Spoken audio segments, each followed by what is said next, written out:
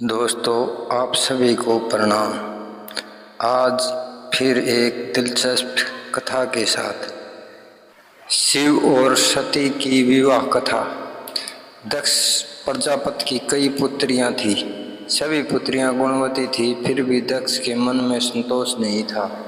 वे चाहते थे उनके घर में एक ऐसी पुत्री का जन्म हो जो सर्वशक्ति संपन्न एवं सर्व विजय हो, जिसके कारण दक्ष एक ऐसी ही पुत्री के लिए तप करने लगे। तप करते करते अधिक दिन बीत गए तो माँ भगवती अद्या ने प्रकट होकर कहा, मैं तुम्हारे तप से प्रसन्न हूँ, तुम किस कारणवश तप कर रहे हो।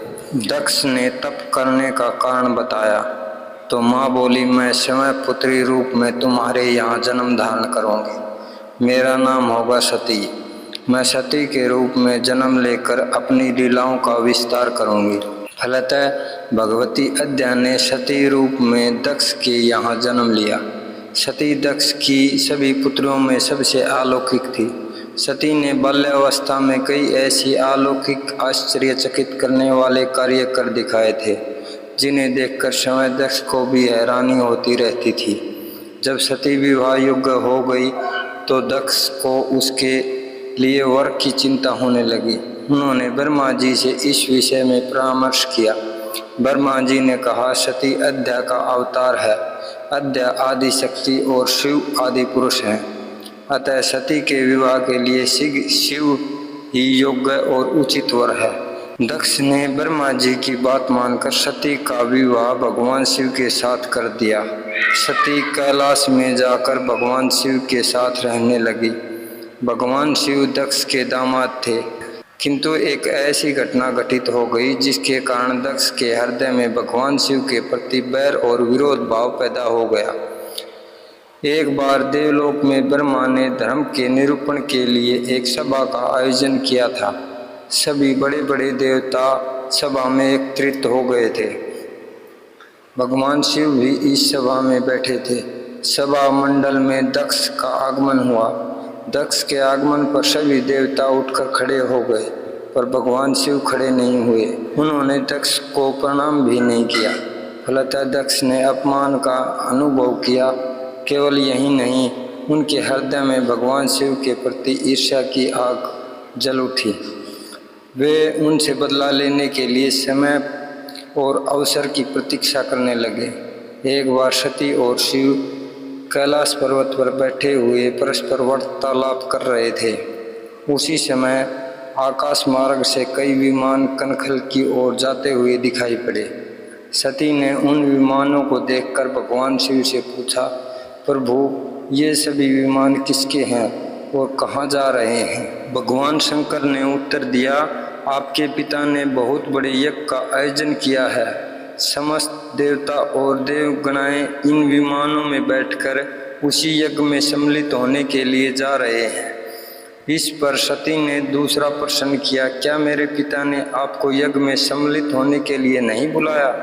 भगवान शंकर ने उत्तर दिया, आपके पिता मुझसे बैर रखते हैं, फिर वे मुझे क्यों बुलाने लगे। सती मन ही मन सोचने लगी, फिर बोली, यज्ञ के इस अवसर पर अवश्य मेरी सभी बहनें आएंगी। उनसे मिले बहुत दिन हो गए। यदि आपकी अनुमति हो तो मैं अपने पिता के घर जाना चाहती हूँ। यज्ञ में सम्मिलित हो लूँगी और अपनी बहनों से मिलने का अवसर मिलेगा। भगवान शिव ने उत्तर दिया, इस समय वहाँ जाना उचित नहीं होगा। आपके पिता मुझसे जलते हैं, हो सकता है वे आपका भी अपमान करें। बिना बुलाए किसी के घर जाना उचित नहीं होता। इस पर सती ने प्रश्न किया, ऐसा क्यों। भगवान शिव ने उत्तर दिया, विवाहित लड़की को बिना बुलाए पिता के घर नहीं जाना चाहिए, क्योंकि विवाह हो जाने पर लड़की अपने पति की हो जाती है। पिता के घर से उसका संबंध टूट जाता है। लेकिन सती पियर जाने के लिए हठ करती रही, अपनी बात बार बार दोहराती रही। उनकी इच्छा देखकर भगवान शिव ने पियर जाने की अनुमति दे दी। उनके साथ अपना एक गण भी साथ में भेज दिया। उस गण का नाम वीरभद्र था। सती वीरभद्र के साथ अपने पिता के घर गई। घर में सती से किसी ने भी प्रेम पूर्वक वार्तालाप नहीं किया। दक्ष ने उन्हें देखकर कहा, तुम क्या यहाँ मेरा अपमान कराने आई हो? अपनी बहनों को तो देखो, वे किस प्रकार भांति भांति के अलंकार और सुंदर वस्त्रों से सुसज्जित हैं। तुम्हारे शरीर पर मात्र बांग भर है। तुम्हारा पति शमशानवासी भूतों का नायक है, वह तुम्हें बांग भर छोड़कर और पहना ही क्या सकता है। दक्ष के कथन से सती के हृदय में पश्चाताप का सागर उमड़ पड़ा। वे सोचने लगी, उन्होंने यहाँ आकर अच्छा नहीं किया। भगवान ठीक ही कह रहे थे, बिना बुलाए पिता के घर भी नहीं जाना चाहिए। पर अब क्या हो सकता है, अब तो मैं आ ही गई हूँ। पिता के कटु और अपमानजनक शब्द सुनकर भी सती मौन रही। वे उस यज्ञ मंडल में गई जहाँ सभी देवता और ऋषि मुनि बैठे थे तथा यज्ञ कुंड में धू धू करती जलती हुई अग्नि में आहुतियाँ डाली जा रही थी। सभी ने यज्ञ मंडल में सभी देवताओं के तो भाग देखे, किंतु भगवान शिव का भाग नहीं देखा। वे भगवान शिव का भाग न देखकर अपने पिता से बोली, पितृश्रेष्ठ, यज्ञ में तो सबके भाग दिखाई पड़ रहे हैं, किंतु कैलाशपति का भाग नहीं है। आपने उनका भाग क्यों नहीं रखा? दक्ष ने गर्व से उत्तर दिया, मैं तुम्हारे पति शिव को देवता नहीं समझता। वह तो भूतों का स्वामी है, नग्न रहने वाला और हड्डियों की माला धारण करने वाला है। वह देवताओं की पंक्ति में बैठने योग्य नहीं है, उसे कौन भाग देगा?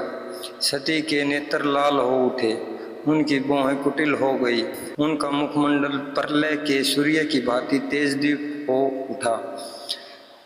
उन्होंने पीड़ा से तिलमिलाते हुए कहा, ओह, मैं इन शब्दों को कैसे सुन रही हूँ, मुझे धिक्कार है। देवताओं, तुम्हें भी धिक्कार है, तुम भी उस कैलाशपति के लिए इन शब्दों को कैसे सुन रहे हो, जो मंगल के प्रतीक हैं और क्षण मात्र में संपूर्ण सृष्टि को नष्ट करने की शक्ति रखते हैं।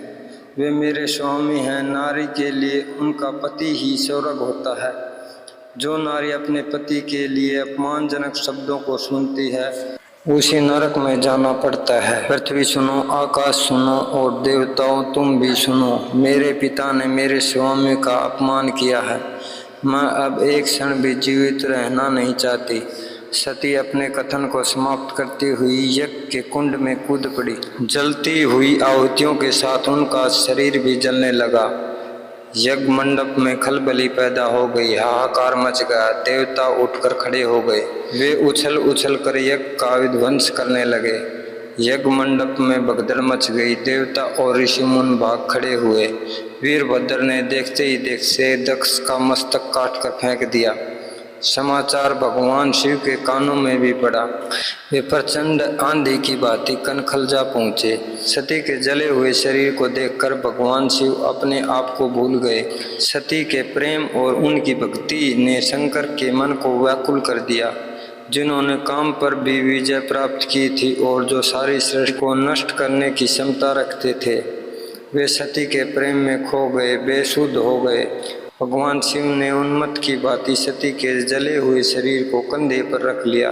वे सभी दिशाओं में भ्रमण करने लगे। शिव और सती के इस अलौकिक प्रेम को देखकर पृथ्वी रुक गई, हवा रुक गई, जल का प्रवाह ठहर गया और रुक गई देवताओं की सांसें। सृष्टि व्याकुल हो उठी।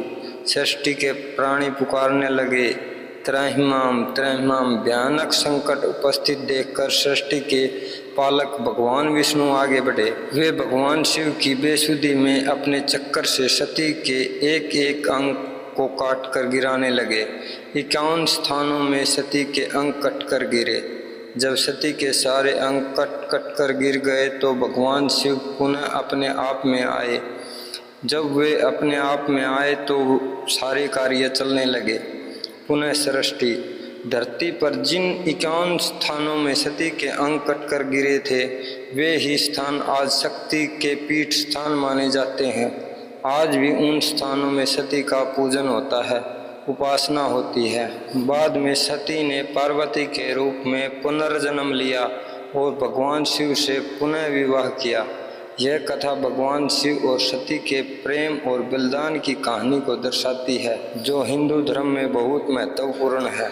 कथा यहीं समाप्त होती है। दोस्तों सदैव आनंद और मंगलमय वातावरण बना रहे, यही प्रार्थना है। ऐसी ही और भी रोचक और आध्यात्मिक वीडियो के लिए चैनल को सब्सक्राइब कर लें। दोस्तों आपको यह जानकारी कैसी लगी कृपया कमेंट करके ज़रूर बताएं। वीडियो पसंद आया हो तो लाइक करें और अपने दोस्तों के साथ शेयर करें। कमेंट बॉक्स में जय शिव शंकर लिखना न भूलें। फिर मिलते हैं एक और दिलचस्प वीडियो के साथ। धन्यवाद।